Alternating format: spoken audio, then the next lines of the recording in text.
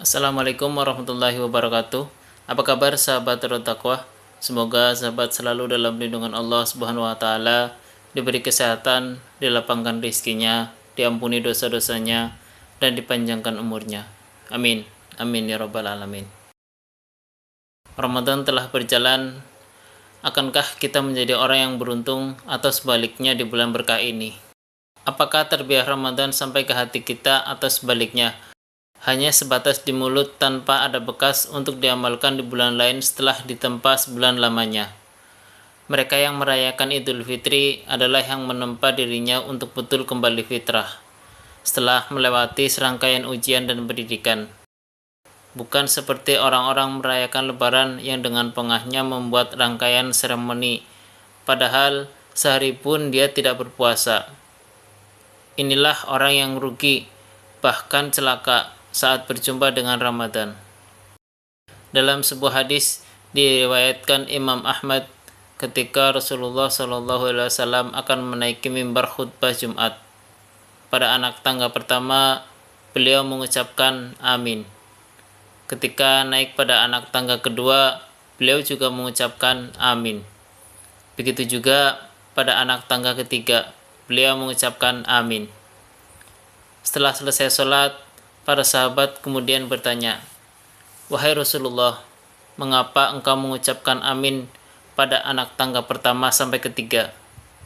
Rasulullah SAW menjawab, "Pada anak tangga pertama, aku mengucapkan amin karena malaikat Jibril membisikkan kepadaku, celakalah dan merugilah orang yang ketika disebut namamu, wahai Muhammad, dia tidak berselawat kepadamu. Celakalah dan merugilah orang yang tinggal bersama kedua orang tuanya tetapi tidak membuatnya masuk surga. Dan pada anak tangga ketiga, aku mengucapkan amin karena malaikat Jibril membisikkan kepadaku, celakalah dan merugilah orang yang melaksanakan ibadah saum di bulan Ramadan tetapi Allah tidak mengampuni dosa-dosanya." Lalu, siapa sajakah golongan yang merugi di bulan Ramadan? Berikut 5 golongan orang yang merugi di bulan Ramadan menurut Rasulullah. Yang pertama, orang yang menganggap biasa bulan Ramadan. Tidak ada yang berbeda seperti bulan lainnya sampai Ramadan berlalu. Tentu, ini sebuah kerugian yang besar. Ia sama sekali tidak menganggap istimewa puasa dan merasakan manfaat bulan suci Ramadan. Ia juga tidak segera melakukan kebaikan. Padahal di bulan suci Ramadan inilah segala pahala dilipat gandakan. Orang yang menganggap biasa bulan Ramadan ibarat orang yang melewatkan ghanimah, harta rampasan perang yang tidak ternilai harganya. Yang kedua, orang yang tiba-tiba berubah alim hanya pada bulan Ramadan. Imam Ahmad mengatakan, seburuk-buruk kaum adalah mereka yang hanya mengenal Allah di bulan Ramadan saja. Hal ini nampak pada dari perilaku tidak baik menjadi baik, seperti dari tidak berjilbab kemudian berjilbab, dari yang tidak sholat kemudian rajin sholat, baik yang wajib maupun sunnah. Namun jika nanti selesai Ramadan, manusia itu kembali berbuat maksiat kepada Allah, melepas hijab dan tidak lagi ke masjid, hingga meninggalkan sholat. Karena itu terus berusahalah untuk tetap istiqomah dalam beramal dan berbuat baik. Yang ketiga, orang yang sebatas menahan lapar dan dahaga. Golongan yang ketiga adalah orang yang hanya menahan hawa lapar dan haus saja. Ia tidak merasa bersalah dan berdosa ketika melakukan kemungkaran, menggunjing, menyebar fitnah, dan menghina. Dan pada saat Ramadan tiba, kebiasaan buruk itu juga tidak berubah, sehingga Ramadan tidak membawa pengaruh bagi kehidupannya sehari-hari.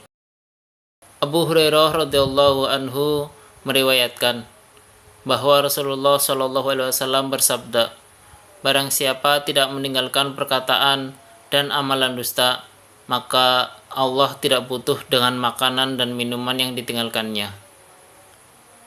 Yang keempat, orang yang tidak memanfaatkan waktu di bulan Ramadan. Mereka yang tidur pada siang hari di bulan suci Ramadan serta bergadang dan melakukan hal sia-sia pada malam harinya itu adalah golongan yang merugi. Seharusnya di bulan ini disibukkan dengan amal ibadah seperti sholat berjamaah, tadarus, dan tadabbur Al-Quran, berzikir, berinfak, dan sedekah, serta kebaikan lainnya. Dan yang kelima adalah orang yang tetap melakukan maksiat di bulan Ramadan. Selama bulan Ramadan, terdapat banyak amal yang jika dikerjakan akan menyebabkan mendapat ampunan dari Allah Subhanahu wa taala, seperti amal puasa. Rasulullah SAW mengatakan, siapa yang berpuasa dan motivasi yang benar karena iman dan mengharap ganjaran dari Allah Subhanahu wa taala, Allah ampuni dosa-dosanya yang telah lewat. Demikian juga qiyam Ramadan. Rasulullah SAW mengatakan, siapa yang sholat tarawih di bulan Ramadan karena iman dan mengharap pahala dari Allah Subhanahu wa taala, Allah mengampuni dosa-dosanya yang lewat.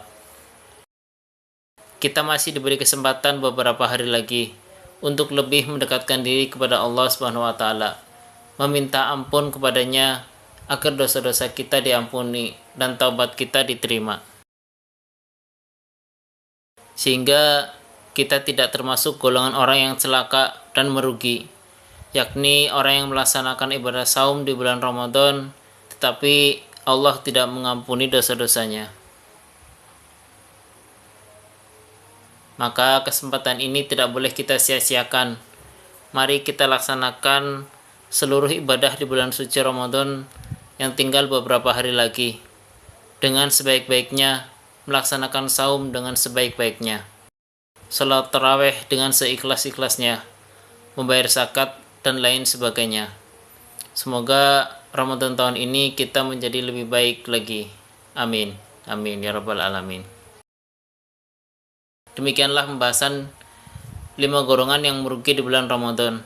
Semoga pembahasan kali ini bermanfaat bagi kita semua. Terima kasih. Wassalamualaikum warahmatullahi wabarakatuh.